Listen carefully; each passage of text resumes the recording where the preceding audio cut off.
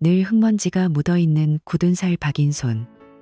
도예가 김민준의 손이었다. 재능 있는 작가 한수아와의 20년 결혼 생활은 1년 전 막을 내렸다. 민준의 작업실은 늘 흙먼지로 자욱했고 가마가 돌아가는 소리와 도구를 깎는 소리가 끊이지 않았다. 글을 쓰기 위해 절대적인 고요함이 필요했던 수아는 흙 타는 냄새와 먼지가 두통을 유발하고 집중력을 깨뜨린다며 불평하곤 했다. 반대로 민준은 수아의 지나친 섬세함과 정적에 대한 요구가 자신을 숨막히게 하고 창작의 자유를 억압한다고 느꼈다. 일과 삶의 공간에 대한 사소한 다툼은 점차 무거운 짐이 되었고 결국 그들은 서로를 완전히 망가뜨리지 않기 위해 이혼을 선택했다. 이혼 후 민준의 삶은 무미건조하고 공허했다. 그는 일에만 몰두했지만 그가 빚어내는 도자기들마저 어딘가 영혼을 잃은 듯했다. 밤이 되면 텅 빈 집의 적막함은 수아의 부재를 더욱 실감하게 만들었다. 그는 외로운 게 아니라고, 그저 삶이 조금 지루해졌을 뿐이라고 애써 스스로를 다독였다. 그러던 어느 날 오후였다.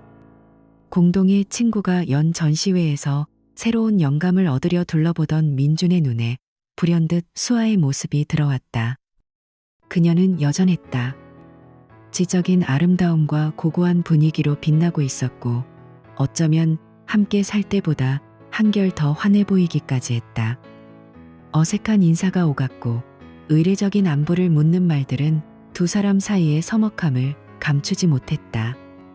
누구도 먼저랄 것 없이 보이지 않는 끈에 이끌리듯 그들은 근처 와인 바로 향했다.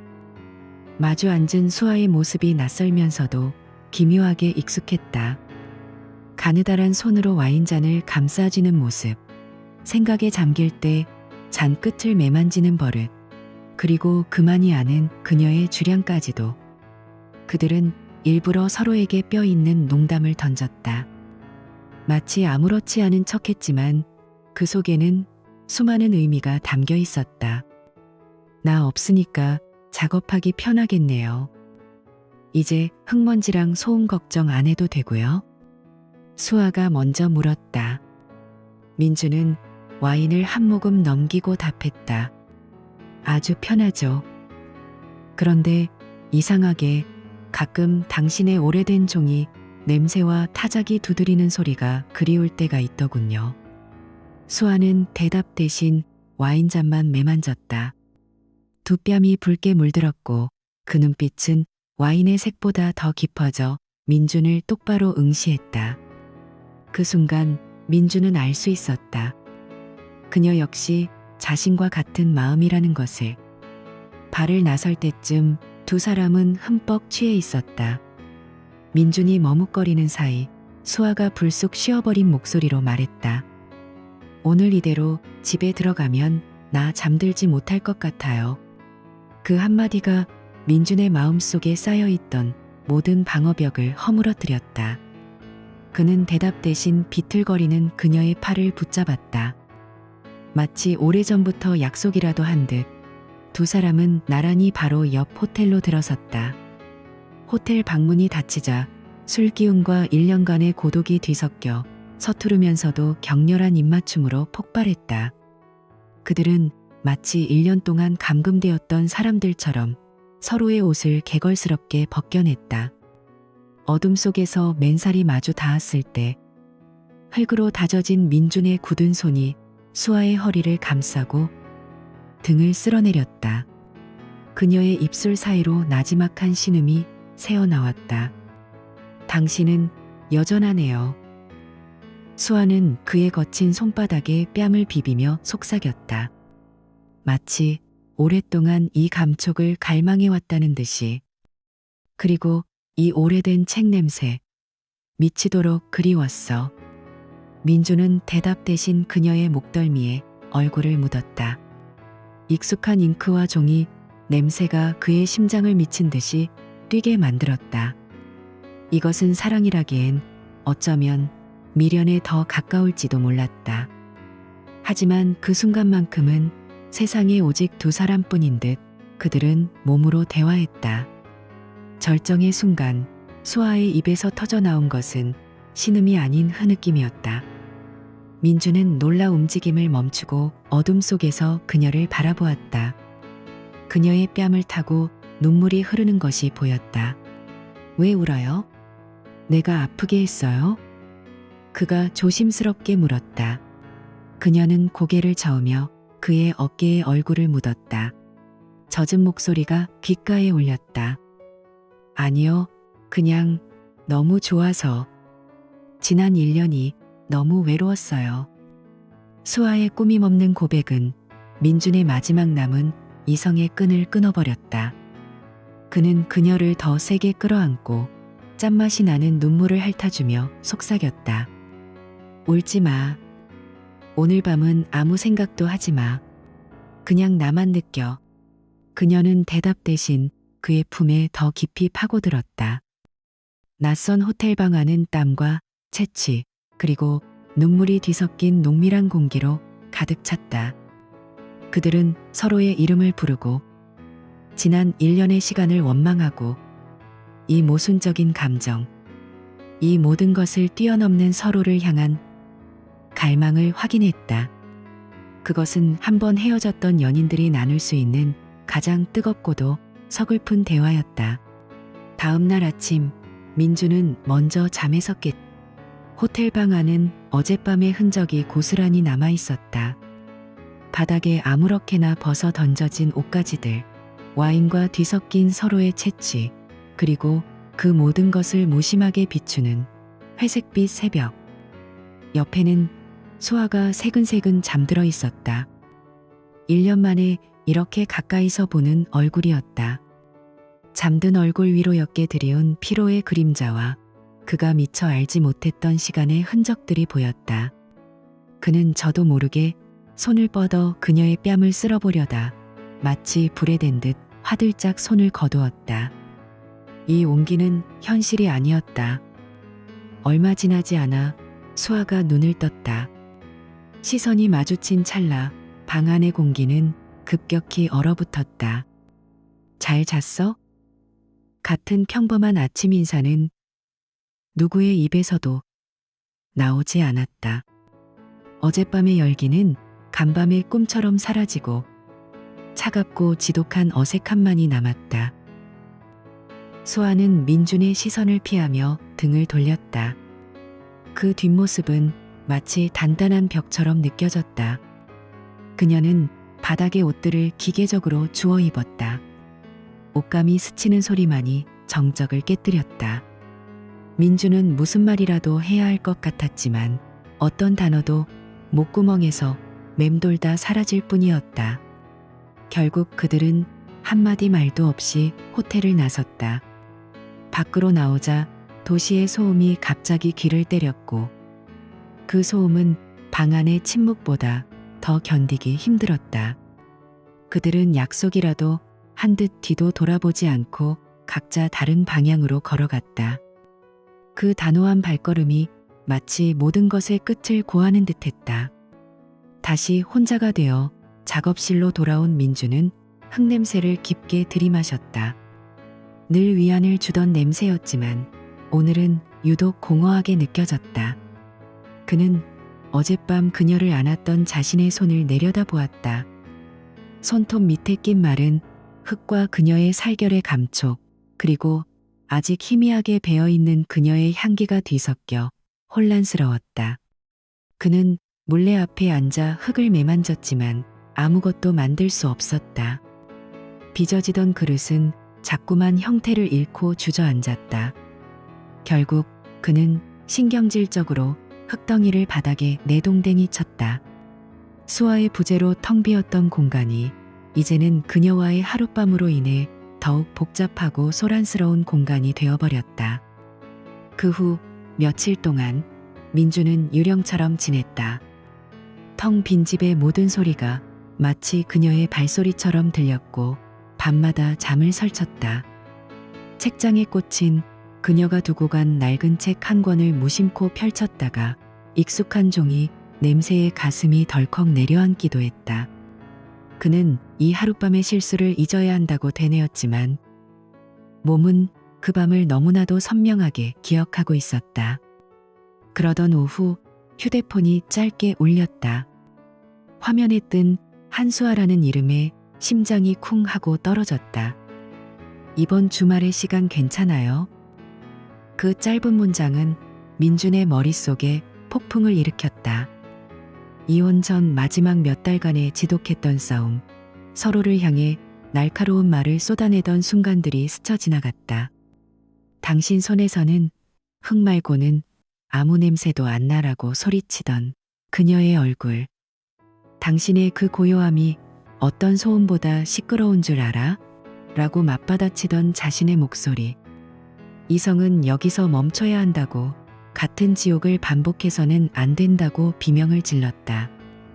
하지만 동시에 그의 거친 손을 부드럽게 감싸 쥐던 그녀의 손길과 그의 품에서 안심한 듯 잠들었던 그 밤의 온기가 이성을 마비시켰다.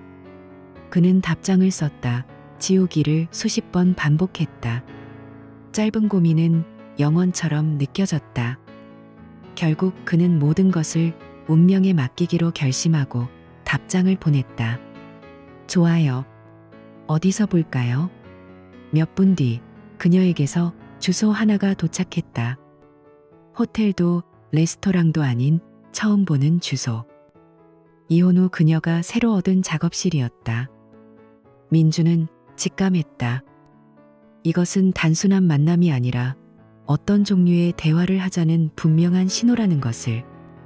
주말 오후 약속된 장소에 도착한 민주는 잠시 문 앞에서 망설였다. 문을 열고 나온 수아는 호텔에서의 모습과는 전혀 다른 사람이었다. 단정하게 묶은 머리, 편안한 옷차림, 그리고 무언가에 몰두하는 작가 특유의 고요한 에너지를 풍기고 있었다. 그녀의 작업실은 깨끗하고 정갈했다. 벽면을 가득 채운 책들, 가지런히 정돈된 필기구, 창가 책상 위에 놓인 노트북과 원고 뭉치들. 그곳은 온전히 그녀가 자신의 힘으로 세운 세계였다. 민주는 자신이 그 세계에 침입한 이방인처럼 느껴졌다. 그녀는 익숙한 솜씨로 커피를 내렸다. 그들이 아직 부부였을 때의 작은 습관이었다. 낯선 공간 속 익숙한 행동이 오히려 더 큰 거리감을 만들었다. 그들은 서로의 작업에 대해, 공동의 친구에 대해 이야기하며 어색한 시간을 채워나갔다. 그러다 긴 침묵이 흘렀고 그 침묵을 깬 것은 수아였다. 우리 이제 어떻게 해야 해요? 그녀의 목소리는 담담했지만 그 안에는 수많은 질문이 담겨 있었다. 민주는 커피잔을 내려놓고 한참 만에 입을 열었다. 후회하지 않아요. 하지만 두려워요. 예전처럼 또 서로에게 상처를 줄까봐. 당신의 고요한 세계에 내가 흙먼지를 잔뜩 묻히고 들어와 모든 걸 망쳐버릴까봐. 내 작업의 소음 때문에 당신이 또다시 글 쓰는 걸 힘들어할까봐. 결국 서로를 증오하고 망가뜨리게 될까봐. 난 그게 무서워요. 수아는 조용히 고개를 끄덕였다. 그녀는 자리에서 일어나 창가의 책상으로 걸어갔다. 쓰다만 원고를 가만히 내려다보던 그녀가 말했다. 나도 마찬가지예요. 한동안 글을 못 썼어요. 내 이야기가 당신의 세상에 비하면 너무 작고 조용하게 느껴졌거든요. 당신의 열정 앞에서 내 고요함은 패배감처럼 느껴졌어요. 난 내 이야기를 다시 미워하고 싶지 않아요.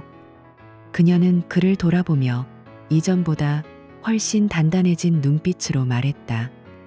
그러니 우리 아무 약속도 하지 말아요. 사랑이라는 이름으로 서로를 책임지려 하지도 말고 재결합 같은 거창한 미래를 꿈꾸지도 말아요. 그냥 가끔 이렇게 만나서 밥 먹고 이야기하고 그러다 서로의 온기가 절실하게 그리워지면 그날 밤처럼 그냥 서로를 안아주는 것. 딱 거기까지만 해요. 서로의 세계를 침범하지 않는 선에서 서로의 외로움만 알아봐 주는 거예요. 그것은 지독히 이기적이면서도 역설적으로 서로를 위한 가장 이타적인 제안이었다. 민주는 대답 대신 자리에서 일어나 그녀에게 다가갔다. 그리고 등 뒤에서 그녀를 조용히 하지만 단단히 끌어안았다. 그의 품에 안긴 그녀의 몸이 호텔의 그 밤처럼 살짝 떨렸지만 이내 그의 품에 편안하게 몸을 기댔다. 그의 턱이 그녀의 정수리에 닿자 익숙한 샴푸 향의 원고지의 종이와 잉크 냄새가 섞여 코끝을 맴돌았다. 그는 눈을 감았다. 그녀는 그의 팔 위로 자신의 손을 겹치며 속삭였다. 여긴 호텔이 아니에요, 민준 씨. 그 말은 경고이자 초대였다. 이곳은 하룻밤의 실수가 용납되는 공간이 아니라 그녀의 삶 그 자체라는 의미였다. 그녀가 몸을 돌려 그를 마주 보았다. 맑은 눈동자가 그를 똑바로 응시했다. 알아들었어요? 그래도 괜찮아요? 그녀는 대답을 기다리지 않았다. 대신 그의 넥타이를 잡아당기며 자신의 입술을 그의 입술에 포겠다. 술기운이나 외로움에 기댄 키스가 아니었다. 모든 것을 명확히 인지하고 앞으로의 불확실함까지 받아들이겠다는 느리고 깊은 일종의 계약과도 같은 입맞춤이었다. 입술이 떨어지자마자 민주는 그녀를 번쩍 안아 올렸다. 그녀는 갑작스러운 행동에 작게 숨을 헐떡였지만 이내 웃음을 터뜨리며 그의 목을 힘껏 끌어안고 허리에 다리를 둘렀다. 민주는 그녀를 안은 채 그녀의 세계인 그 작업실 안을 천천히 걸어 다녔다.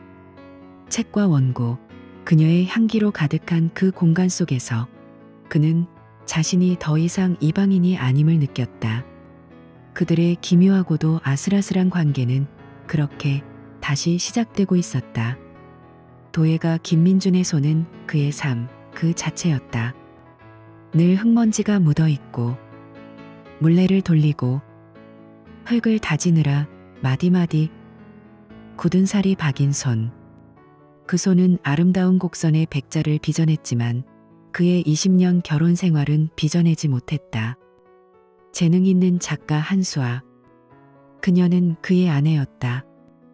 1년 전까지는 그들의 이별은 예고된 것이었다. 민준의 세상은 소음과 먼지로 가득했다. 가마가 으르렁거리는 소리, 흙덩이를 내려치는 소리, 유약을 바르는 기계 소리. 그의 작업실은 언제나 흙 타는 냄새와 축축한 흙먼지로 자욱했다. 반면 수아의 세상은 완벽한 고요함 속에서 존재했다. 그녀는 한 단어를 위해 몇 시간이고 고뇌했고 미세한 소음에도 신경이 곤두섰다. 그녀는 민준의 손에서 나는 흙냄새가 자신의 이야기에 끼어드는 것 같다며 진저리를 쳤고 민준은 그녀의 침묵이 자신을 옥죄는 감옥 같다고 생각했다. 마지막 싸움이 기억난다. 그날도 민준은 흠뻑 젖은 작업복 차림으로 거실에 들어섰다. 수아는 질색하며 뒷걸음질 쳤다. 제발 그 흙냄새 좀 어떻게 해봐. 머리가 깨질 것 같아. 민주는 지친 목소리로 응수했다. 당신의 그 침묵은? 당신의 그 정적은 내 숨을 막는다고. 결국 그들은 서로를 완전히 망가뜨리기 전에 서로의 세계를 존중하기 위해 헤어졌다. 이혼 후 민준의 삶은 색을 잃었다. 거대한 집은 텅 비었고 소음이 사라진 그의 작업실은 죽은 듯 고요했다. 그는 일에만 몰두했지만 그의 손에서 태어나는 도자기들은 어딘가 영혼이 빠져나간 듯했다. 밤이 되면 텅 빈 집의 적막함은 수아의 부재를 더욱 아프게 후벼 팠다. 그는 외로운 게 아니라고, 그저 삶이 조금 지루해졌을 뿐이라고 애써 스스로를 다독였다.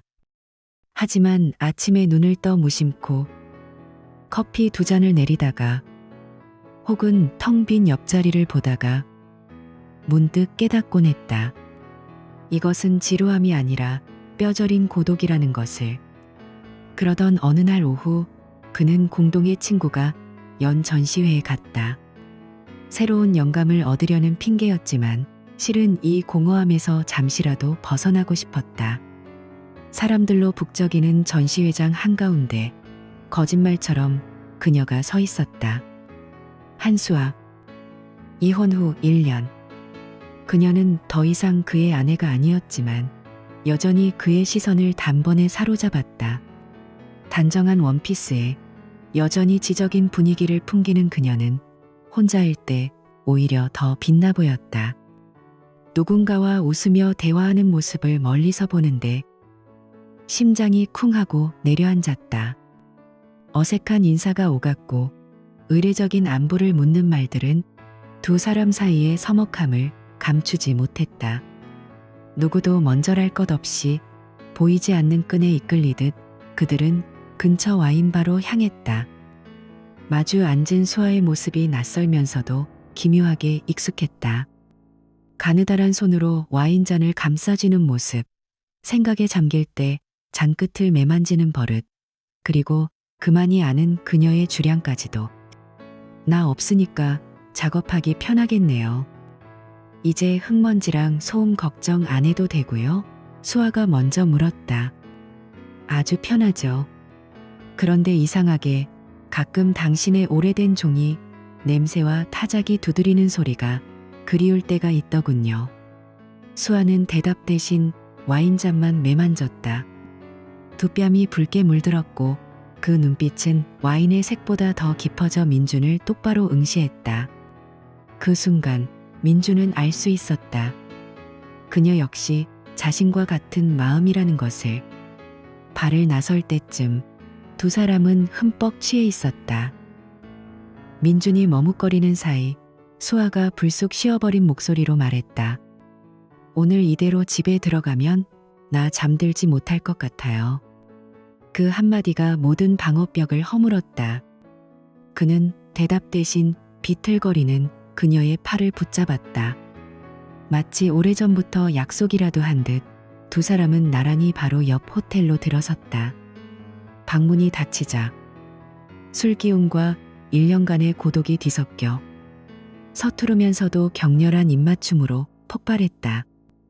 그들은 마치 1년 동안 감금되었던 사람들처럼 서로의 옷을 개걸스럽게 벗겨냈다. 어둠 속에서 맨살이 마주 닿았을 때 흙으로 다져진 민준의 굳은 손이 수아의 허리를 감싸고 등을 쓸어내렸다. 그녀의 입술 사이로 나지막한 신음이 새어나왔다. 당신은 여전하네요. 수아는 그의 거친 손바닥에 뺨을 비비며 속삭였다. 그리고 이 오래된 책 냄새. 미치도록 그리웠어. 민주는 그녀의 목덜미에 얼굴을 묻었다. 절정의 순간 수아의 입에서 터져나온 것은 신음이 아닌 흐느낌이었다. 민주는 놀라 움직임을 멈추고 어둠 속에서 그녀를 바라보았다. 왜 울어요? 내가 아프게 했어요? 아니요. 그냥 너무 좋아서. 지난 1년이 너무 외로웠어요. 그녀의 고백에 민주는 그녀를 더 세게 끌어안고 짠맛이 나는 눈물을 핥아주며 속삭였다. 울지 마. 오늘 밤은 아무 생각도 하지 마. 그냥 나만 느껴. 그 밤 그들은 서로의 이름을 부르고 지난 1년의 시간을 원망하고 이 모순적인 감정, 이 모든 것을 뛰어넘는 서로를 향한 갈망을 확인했다. 다음 날 아침의 공기는 차가웠다. 간밤의 열기는 흔적도 없이 사라지고 방 안에는 차갑고 민망한 공기만이 감돌았다. 수아는 등을 돌린 채 서둘러 옷을 주워 입었다. 그 뒷모습은 마치 단단한 벽처럼 느껴졌다. 민주는 무슨 말이라도 해야 할 것 같았지만 어떤 단어도 목구멍에서 맴돌다 사라질 뿐이었다. 결국 그들은 한마디 말도 없이 호텔을 나섰고 뒤도 돌아보지 않고 각자 다른 방향으로 걸어갔다. 그 후 며칠 동안 민주는 유령처럼 지냈다. 텅 빈 집의 모든 소리가 마치 그녀의 발소리처럼 들렸고 밤마다 잠을 설쳤다. 물레 앞에 앉아 흙을 매만져도 그녀의 살결이 떠올라 집중할 수 없었다. 그녀를 닮은 곡선을 만들려다 신경질적으로 흙덩이를 뭉개버리기를 반복했다. 그러던 오후 휴대폰이 짧게 울렸다. 한수아, 이번 주말에 시간 괜찮아요?